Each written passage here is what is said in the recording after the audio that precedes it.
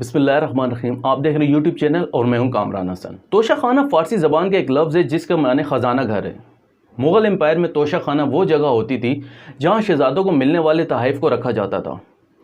पाकिस्तान में तोशा खाना एक बाकायदा महकमा है जो गवर्नमेंट ऑफ पाकिस्तान की कैबिनेट डिवीज़न के ज़ेर कंट्रोल काम करता है।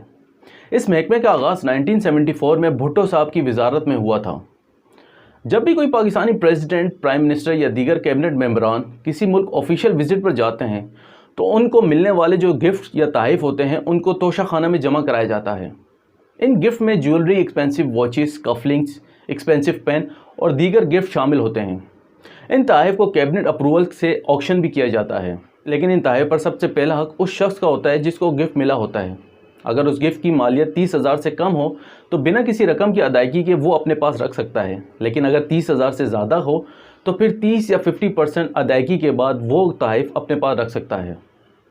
लेकिन साबिक प्राइम मिनिस्टर इमरान खान साहब के ख़िलाफ़ तोशा खाना केस में इतना सख्त फैसला क्यों आया? हर साल के एंड पर प्राइम मिनिस्टर कैबिनेट मेंबरान को अपने असासे इलेक्शन कमीशन में जमा करवाने होते हैं।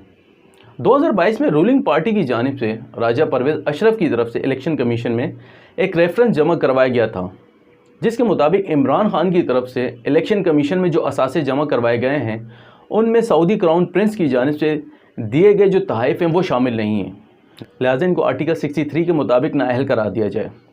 इमरान खान साहब पर जिन तोहफ़ का इल्ज़ाम लगाया गया है वो तोहफ़ Saudi crown prince Mohammed bin Salman की जानिब से दी गई expensive watches, cufflinks, expensive pen और रिंग शामिल हैं।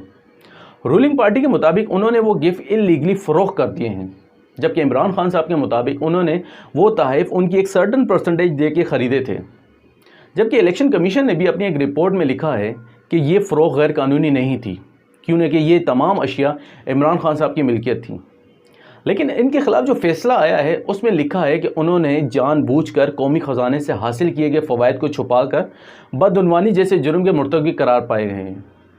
इमरान खान साहब के अगेंस्ट जो फ़ैसला आया है उसके मुताबिक उनको 3 साल कैद और 1 लाख जुर्माने की सज़ा भी सुनाई गई है।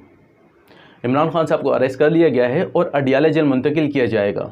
शाह महमूद कुरैशी का कहना है कि खान साहब को जेल की सलाखों के पीछे डाल दिया गया है, लेकिन इसके बावजूद भी वो अपने हरीफों के ख़िलाफ़ एक बहुत बड़ा ख़तरा है। वीडियो में अब तक के लिए इतने ही। वीडियो के बारे में अपनी कीमती राय से ज़रूर आगाह कीजिएगा। तब तक के लिए अल्लाह हाफ़िज़।